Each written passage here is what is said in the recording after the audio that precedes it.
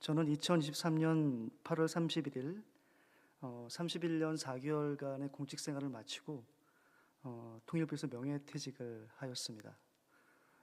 퇴직했을 때 마지막 그 직위가 남북회담 본부장이었는데요. 제가 그 자리에서 나오면서 남북회담 본부가 사라져 버렸습니다. 31년 동안 5차례의 남북 정상회담이 있었고, 또 장관급 회담이라든지 여러 실무회담, 또 이제 교류협력 이런 것들을 겪으면서 남부럽지 않게 열심히 많이 일을 했었는데, 나올 때쯤 되니까 그동안 했었던 개성공단 사업이라든지 금강산 관광 사업, 철도, 도로 이런 모든 것들이 다 문을 닫았고요.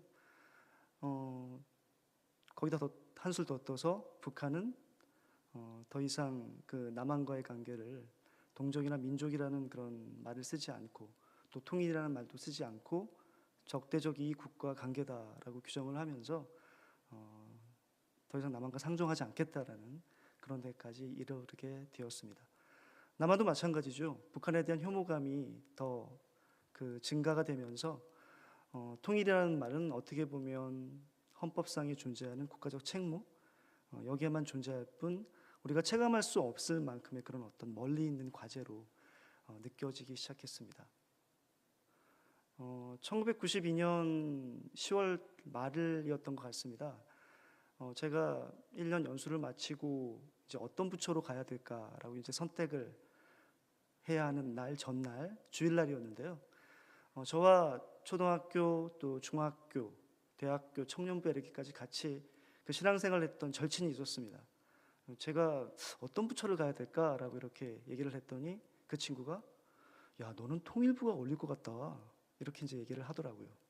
친구의 얘기를 듣고 보니까 그 전까지는 그렇게 꼭 거기를 가고 싶다라는 그런 마음이 없었는데, 당시에 이제 1980년대 말부터 동서냉전이 붕괴가 되고, 또 소련도 붕괴가 되고, 또 1990년에는 독일 통일이 이루어지고, 북한에서도 그런 소련이나 중국 이런 나라들이 개혁 개방으로 가는 것을 보고, 아니, 남북 간의 이런 관계에 있어서는 서로 먹고 못 키우는 관계가 되면 안 된다, 누구를 흡수하거나 그러면 안 된다라는 말을 공공연히 하기 시작할 때였습니다.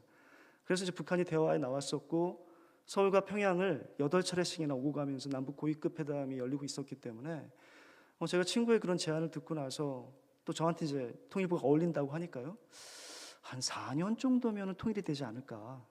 그래서 한번 4년 동안 빡세게 일을 하고 통일을 멋있게 탁 시키고 그다음에 유학을 떠나야 되겠다라는 이제 그런 생각을 하게 되었습니다. 아무래도 젊었을 때니까 나름대로 야심과 꿈이 있지 않았을까, 이런 생각을 합니다. 통일부에 들어가서 제가 북한을 방문한 첫날 큐티를 했습니다. 사실 이제 북한을 방문할 때 이제 그런 상황이 만들어지기가 쉽지 않은데, 어떻게 하다 보니까 대낮에 저 혼자 잠깐 대기 시간에 혼자 남게 된 거예요. 그래서 이때다 그래가지고 이제 큐티를 했죠. 그때 큐티 본문 말씀이 여호수아 1장 말씀이었습니다. 1장 말씀을 묵상하던 중에 딱 3절의 말씀이 눈에 들어오더라고요. 내가 모세에게 말한 바와 같이 너희 발바닥으로 밟는 곳은 모두 내가 너희에게 주었노니. 창문을 활짝 열었습니다. 창문을 활짝 열어놓고 창문을 통해서 북한 땅을 바라보면서 하나님, 저에게 이 땅을 주셔서 감사합니다. 약속의 말씀으로 주신 줄로 믿고 받겠습니다. 그리고 이 말씀이 이루어질 때까지, 성취될 때까지 자의로 통일부를 떠나지 않겠습니다. 이렇게 이제 다짐을 했습니다. 그리고 나서 최소한 제가 자의로 통일부를 떠날 때까지 제가 땅을 취하지는 못했습니다. 그런데 제가 퇴직하기 2개월 전쯤입니다. 2023년 6월 달인데 말씀을 읽다가 시편 37편 3절에서 9절의 말씀이 눈에 확 들어왔습니다. 여호와를 의뢰하고 선을 행하라. 땅에 머무는 동안 그의 성실을 먹을거리로 삼을지어다. 또 여호와를 기뻐하라. 그가 내 마음의 소원을 이루어 주시리로다. 내 길을 여호와께 맡기라. 그를 의지하면 그가 이루시고 내 의를 빛같이 나타내시며 내 공의를 정오의 빛같이 하시리로다. 여호와 앞에 잠잠하고 참고 기다리라. 자기 길이 형통하며 악한 꾀를 이루는 자 때문에 불평하지 말지어다. 분을 그치고 노를 버리며 불평하지 말라. 오히려 악을 만들 뿐이라. 진실로 악을 행하는 자들은 끊어질 것이나 여호와를 소망하는 자들은 땅을 차지하리로다. 명예퇴직하고 난 다음에 이제 공무원의 신분에서 벗어나서 민간인으로 지내면서 제가 통일부에서 북한만을 바라보면서 일하는 동안 깨닫지 못했던 그런 사실을 알게 되었습니다.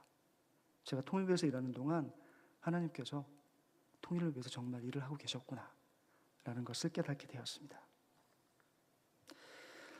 어떠한 방식이건 간에 저는 통일을 위해서는 4가지 조건이 필요하다고 생각을 합니다. 첫 번째는 합당한 리더십입니다. 역사 속을 지나가는 신의 옷자락을 놓치지 않고 잡는 것이 정치가의 책무다. 누가 한 말일까요? 신성 로마 제국 아래 여러 공국으로 나누어졌던 독일을 1871년 통일한 비스마르크가 한 말입니다. 하나님을 경외하는 리더십, 하나님의 때에 하나님 앞에 쓰임받아 하나님이 원하시는 통일을 감당해낼 수 있는 지도자를 위해서 기도가 필요합니다.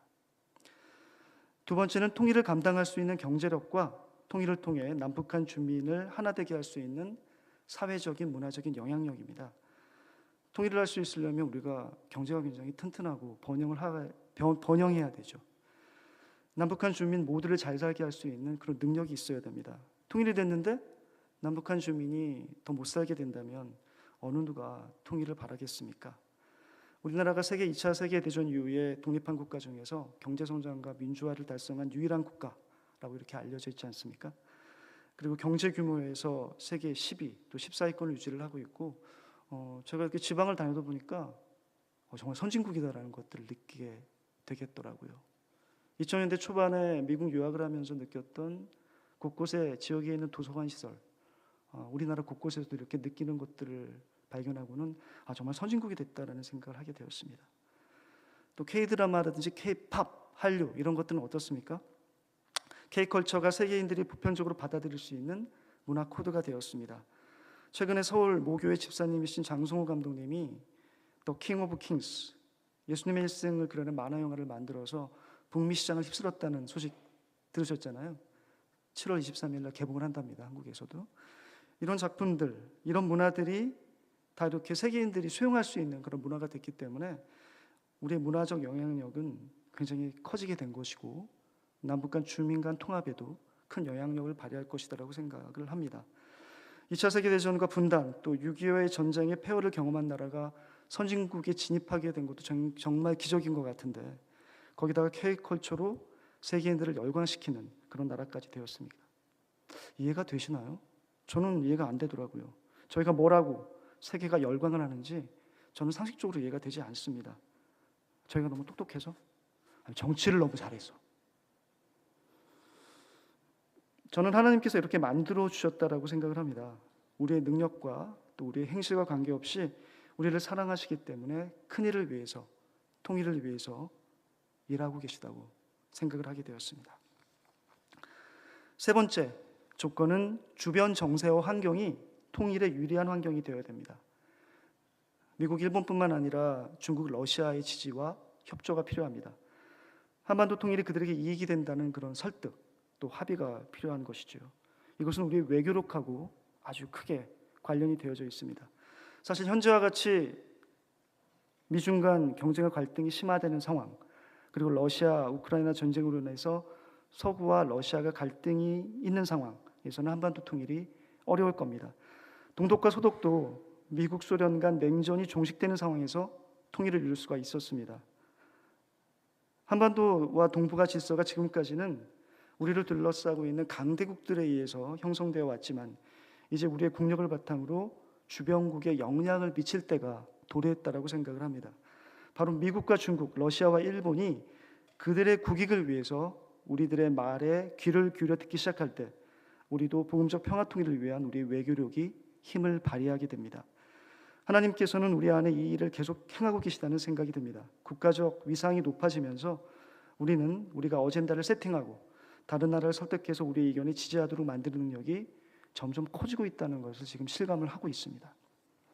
네 번째는 북한 주민의 선택입니다. 저는 이게 가장 중요하다고 생각을 합니다. 아무리 통일에 합당한 리더십과 경제력, 문화적 영향력, 그리고 주변국의 지지와 도움이 있어도 북한 주민이 남한과 통일하겠다는 명시적 의사표시가 없으면 통일은 절대 이루어지지 않습니다. 그것을 자결권이라고 합니다.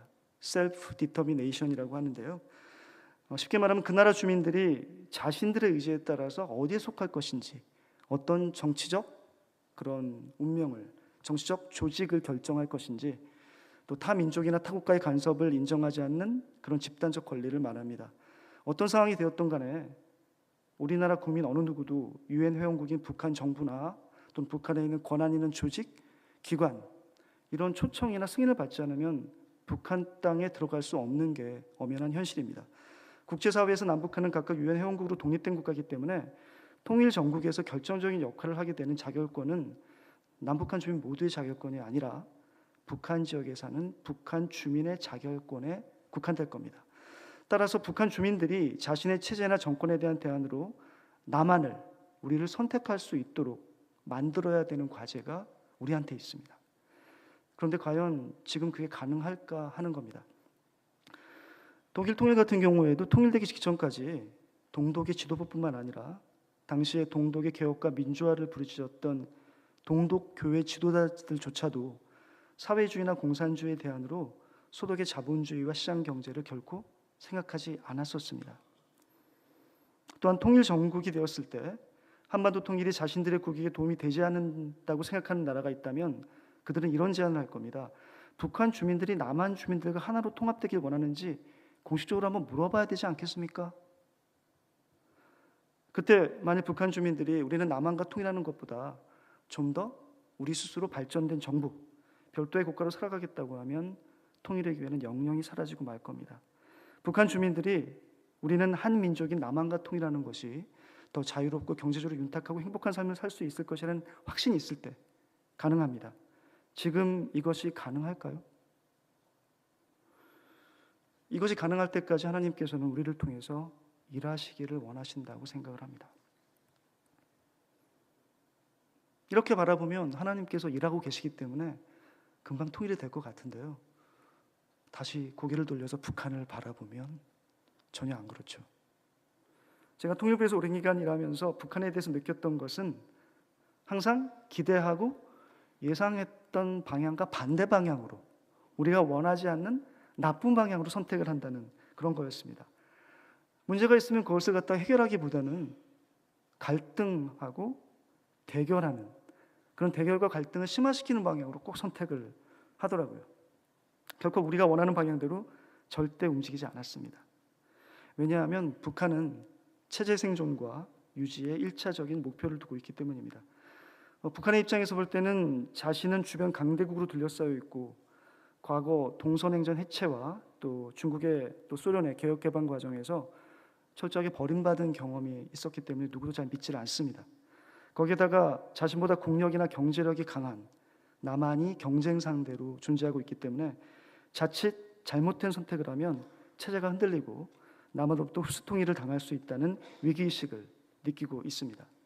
주변 강대국이나 남한이 하자는 대로 했다가는 왠지 자신들이 망할 수 있다고 생각을 하고 있기 때문에 상황 변화에 누구보다도 민감하고 또 1인 독재 체제이기 때문에 항상 다른 나라보다 선제적으로 먼저 치고 나가는 대응을 합니다. 그건 우리가 예상하거나 또 우리가 바라는 대응이 아닌 것이죠.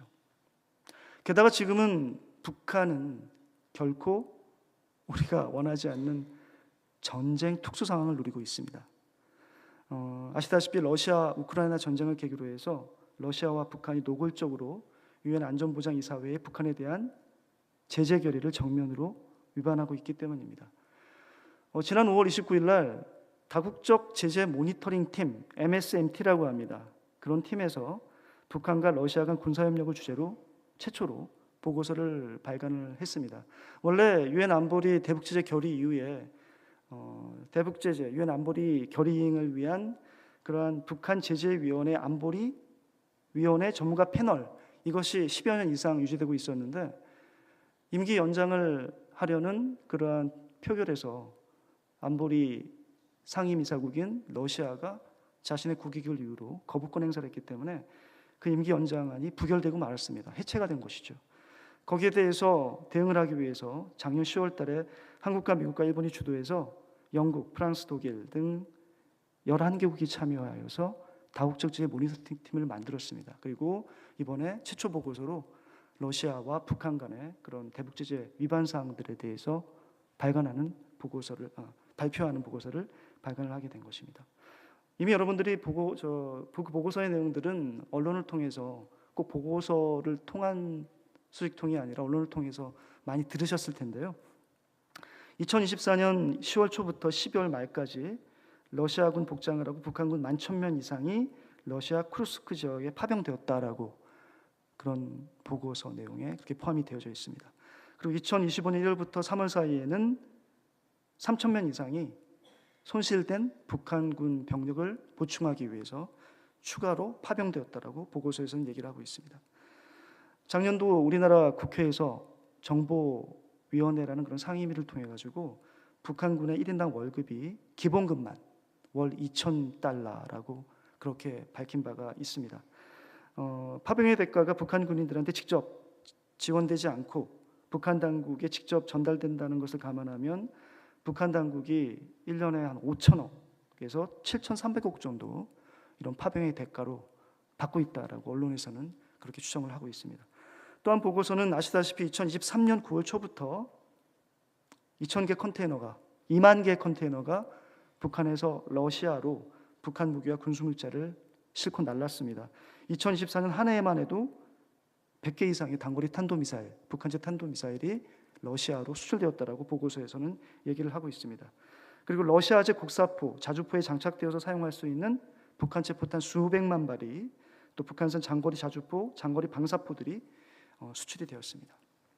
또 보고서에서는 이미 2023년 3월 달에 아까 말씀드렸던 그 유엔 전문가 패널에서 세계 40개국에 북한 노동자 10만 명이 파견이 돼서 그 노동을 통해서 그 대가를 북한 당국에 보내고 있다라고 그렇게 밝힌 바가 있었는데 작년 한 해 동안 북한 노동자 8,000명이 러시아에 파견될 수 있도록 비자가 발급이 됐다라고 보고서에 기록을 하고 있습니다. 그리고 올해 상반기에는 건설 분야 그리고 산림 분야의 수천 명의 북한 노동자가 러시아에 추가로 파견될 것이라고 합니다. 우리나라 국가정보원도 지난 4월 30일 날 국회 정보위원회 간담회를 통해서 두 차례에 걸쳐 북한군 15,000명 또 북한 노동자 15,000명이 러시아 파견된 것으로 추정한다라고 발표한 바가 있고요. 수십억 불 상당의 그런 무기가 러시아에 제공이 됐다라고 또 언론을 통해서 보고된 바가 있습니다. 이런 북한의 전쟁 특수 상황은 2024년 초 러시아의 무기를 수출할 시점이 2023년 9월부터니까요.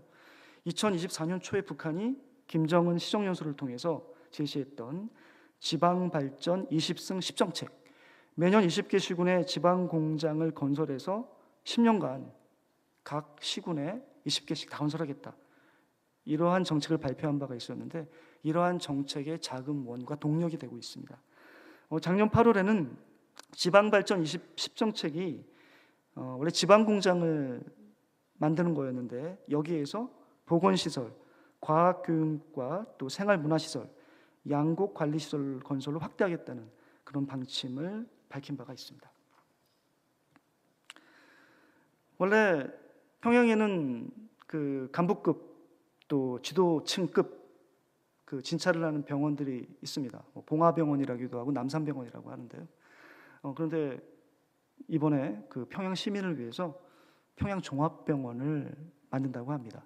원래 이게 2020년 개원하겠다라고 발표를 하고 공사를 시작했는데 이게 지지부진했다가 이번에 2월 27일 완공이 됐습니다. 그래서 이번 당창건 80주년 기념일 10월 10일에 개원을 하겠다라고 발표를 했고 러시아에 지금 평양 의사들을 파견해서 연수 중에 있습니다. 평양종합병원의 규모는 외견상 우리 삼성병원이라든지 세브란스 병원 정도의 그러한 시설입니다.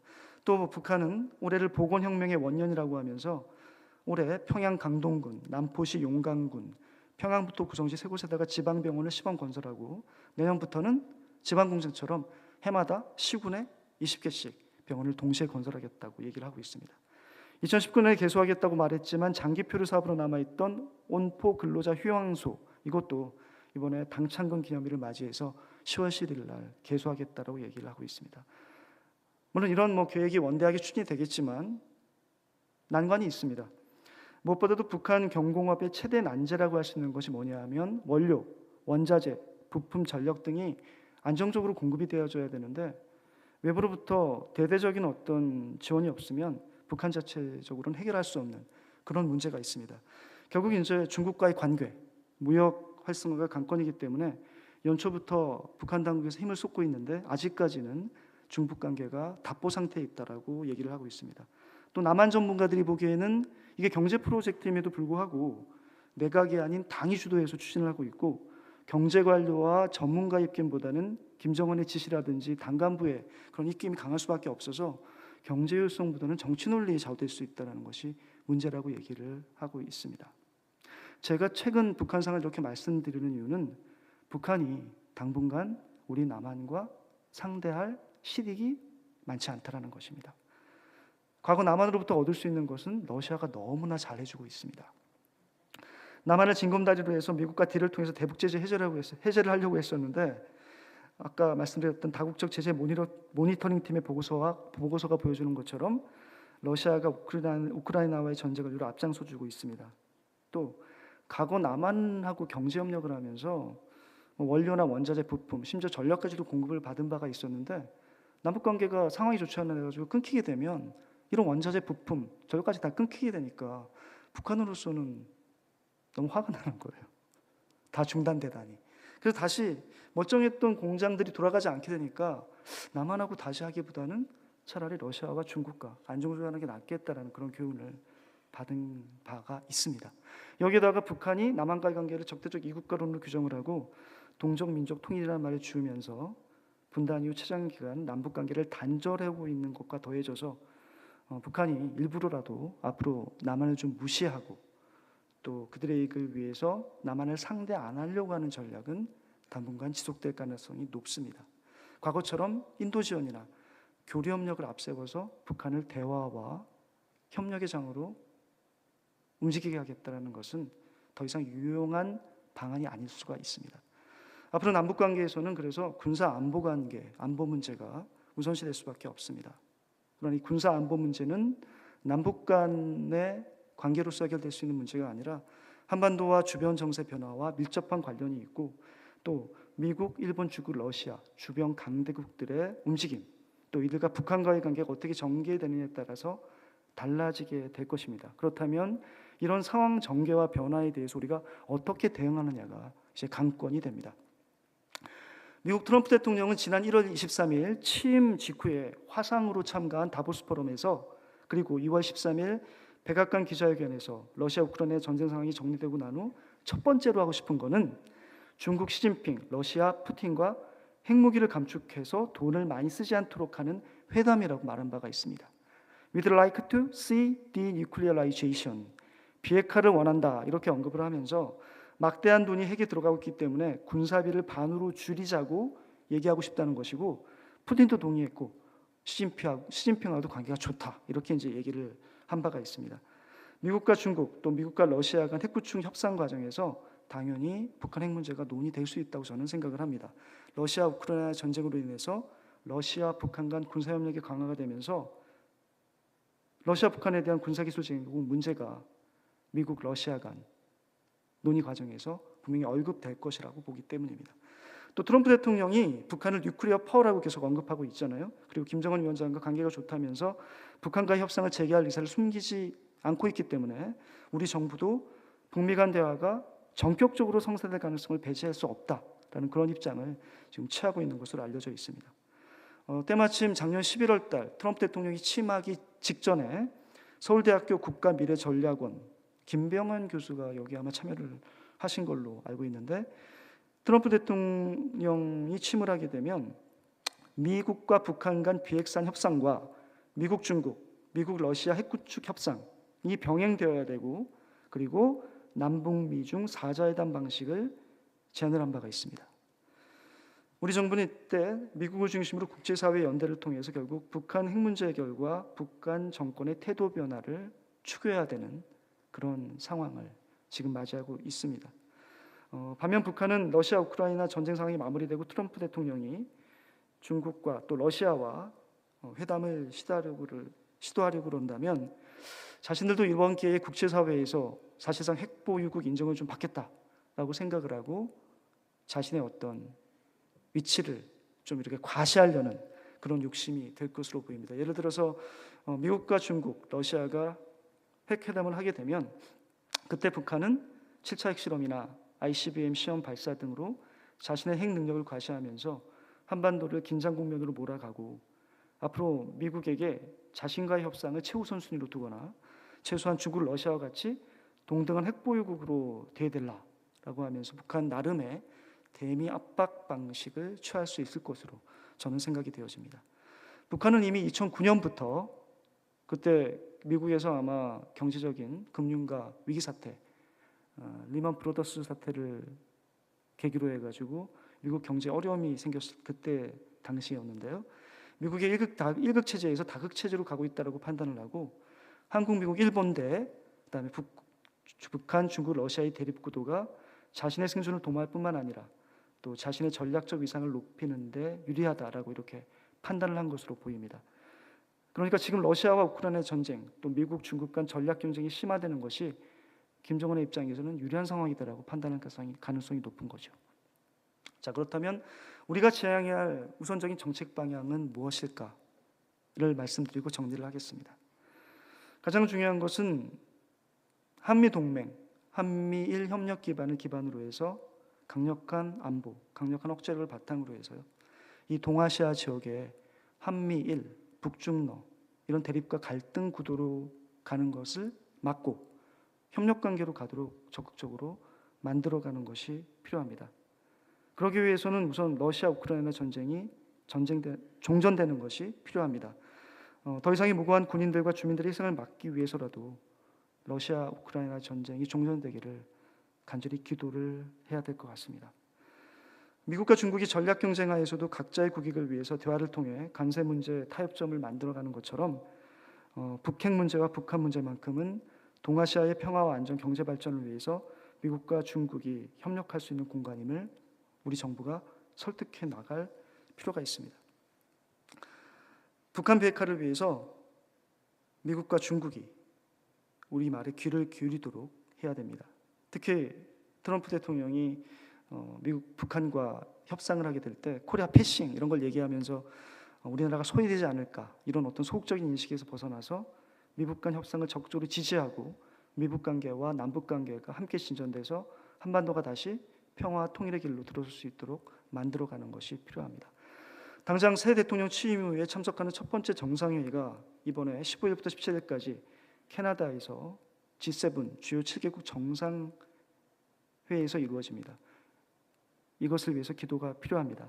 미국, 일본 정상들과 우리나라 대통령이 첫 번째 대면하는 자리이기 때문에 한미 동맹과 한미일 협력을 공고히 하고 관세 문제, 북한 핵 문제, 방위부 문제 등 경제 안보 현안 협의를 통해서 원만히 해결해 나가는 분위기를 만들어가는 중요한 기회가 될 수 있기 때문입니다. 또 10월 말에는 경주에서 개최되는 APEC, 아시아태평양 경제협력체 정상회의가 있을 예정입니다. 미국 트럼프 대통령과 또 내년도 APEC 개최국인 중국의 시진핑 주석이 참석할 것으로 예상되기 때문에 우리의 주도로 미국과 중국 간 협력의 공간을 마련하고 넓혀가는 기회로 만들어 가야만 됩니다. 연초만 하더라도 러시아 우크라이나 전쟁이 빨리 좀 종전이 되면 푸틴 대통령도 경주 APEC 기회에 참석할 수 있다는 기대가 있었습니다. 이를 위해서 기도가 필요합니다. 두 번째로 중요한 것은 남북한 간 대화 통로를 복원하는 겁니다. 이는 남북관계 개선을 위한 것을 넘어서 편림없는 보건적 평화 통일을 위해 반드시 필요합니다. 80년 전 8.15 해방 전국에서 분단으로 가는 길을 우리가 막을 수 없었던 중요한 요인은 미국과 소련 간 냉전이 고착되는 과정이 있었다는 것과 함께 남북간 소통이 완전히 단절되는 순간이 있었기 때문에 거기에 기인한다고 저는 보고 있습니다. 미국과 소련이 모스크바 3상회의를 통해서 제기한 5년간 시탄 통치안을 두고 남한은 반대, 북한은 찬성하는 세력으로 대세가 되면서 갈등 관계가 심화되고 상호 간 대화는 38선을 두고 완전히 가로막히고 말았습니다. 어쩌면 지금 북한이 남북한 관계를 적대적 두 국가론으로 만들고 남한과의 소통을 차단하고 동족 통일이라는 말을 주는 것처럼 당시 38선을 두고 소련은 남북이 자유롭게 오가는 것을 차단했고 북한 지역 내의 반탁 세력들을 철저히 억압하고 활동을 제한하였습니다. 당시 북한 지역에서 크리스찬 지도자로서 주민들에게 큰 지지를 받고 있던 조만식 선생님이 고려 호텔에 감금된 것도 이때였습니다. 당시 남한에서도 찬탁을 주장했던 자이케 사람들은 북한 지역으로 대거 월북하였고 나머지는 지하화되었다고 합니다. 이것은 통일 정국에서도 마찬가지입니다. 어떠한 상황에서 통일 정국을 맞이하든 북한 정부와 북한 내 권한 있는 기능과 소통 채널을 가지는 것이 무엇보다 중요합니다. 현재 러시아와 중국은 아시는 것처럼 북한 내 대사관을 가지고 있습니다. 미국도 대화가 막혀 있다고 할지라도 최소한 뉴욕에 있는 유엔 대표부와 유엔 미국 대표부 간 채널이 항상 열려 있습니다. 현재 남북한 사이에서만 모든 것이 막혀 있습니다. 이런 상황에서 통일 정국을 맞이한다면 우리가 무엇을 할 수 있겠습니까? 앞에서도 말씀드렸던 것처럼 남북 간에도 군사 안보 분야 의제가 우선시된다고 할 수가 있을 것입니다. 북한의 소음과 확성기 방송 때문에 시달리고 있는 접경지역 장병과 주민들의 민원을 해소하고 군사분계선과 비무장지대 일대 안정과 평화, 서해 NLL 지역의 우발적 충돌을 막기 위한 군사 분야에서 남북다와 그리고 작년에 효력 정지된 판문점 선언 이행을 위한 군사 분야 합의서 복원 필요성을 검토하는 것도 바로 이 때문이라고 할 수 있을 것입니다. 세 번째, 마지막으로 해야 하는 것은 바로 우리의 것입니다. 바로 북한을 사랑하는 겁니다. 우리가 봉우적 평화 통일을 바라며 기도하는 이유는 아까 김종봉 회장님이 기도하신 것처럼 복음, 우리의 생명을 구원하시기 위해서 우리를 위해 피 흘리신 예수 그리스도의 십자가의 사랑이 분단의 아픔과 상처를 치유하고 남북한 주민들을 하나로 통합할 수 있기 때문입니다. 북한을 사랑해야 하는 것은 평화 통일을 위한 네 가지 아까 말씀드렸던 조건 중에서 가장 중요한 조건, 북한 주민의 선택을 좌우하는 가장 중요한 요소라고 할 수 있습니다. 우리가 북한 주민들을 생각하고 또 우리만큼 그들을 진정으로 돕기 원하고 그들과 하나 되기 원하는 사람, 민족, 나라가 없다는 것을 북한 사람들이 느끼도록 우리가 지속적으로 전달을 해줘야 됩니다. 우리를 사랑하는 사람만 사랑하면 그것은 예수님께서 말씀하신 사랑이 아니라는 점은 우리가 다 알고 있습니다. 핵을 개발하고 핵으로 동적인 남한을 위협하며 미사일 실험 등 각종 도발을 끊임없이 감행하고 한반도를 군사적 긴장 상태로 몰아가는 북한을 그럼에도 불구하고 사랑해야 한다는 것이 바로 우리의 과제인 것 같습니다. 왜 그렇습니까? 통일은 북한 주민이 통일을 선택해야 가능한 것입니다. 우리는 하나님께서 약속하신 말씀을 믿고 북한 주민들을 사랑하는 우리의 마음이 그들에게 전달되도록 행해야만 합니다. 로마서 12장 17절에서 21절 말씀을 읽어드리겠습니다.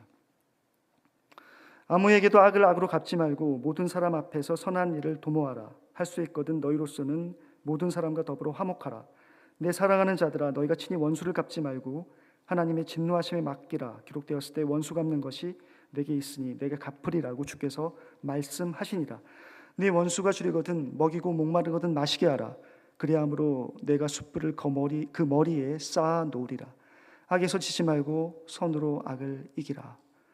선으로 악을 이기라는 말씀은 제가 사무관 시절 크리스천 장관님이 저에게 이 말씀을 강조를 많이 하셨기 때문에 여러분과 함께 그냥 나눠드리는 것입니다. 북한에 우리가 직접 가서 사람들을 만나야 되고요. 그 땅을 위해서 기도해야 합니다. 이것은 남북 간의 정부 차원이든 민간 차원이든 대화와 협력의 길이 열려야 가능해집니다. 이것을 위해서 기도해야 합니다. 또한 이 땅에 정착하고 있는 탈북민들과 함께 하셔야 합니다. 통일은 단순한 체제 통합을 넘어서 주민 통합, 무엇보다도 우리에게는 민족 복음화의 사명과 맞닿아 있기 때문에 통일 과정에서 기독교 교회와 교인들, 크리스찬 NGO, 또 기독교 비즈니스 하시는 분들이 북한에 들어가 직접 복음을 전할 수 없더라도 기독교인들에 대한 북한 사람들의 생각을 바꾸고 그들의 단단해진 마음을 부드럽게 해야 한다는 어떤 목사님의 글을 읽은 적이 있습니다. 여러분들 해외에서 북한 사람들 만나면 어떻게 하시겠습니까? 지금 잘하고 계신 것처럼 사랑으로 친근하게 대해주셔야 됩니다. 저기 북한 사람들이 있네? 하면서 신기해하고 그 자리를 피하시는 분들은 하나도 없으시죠.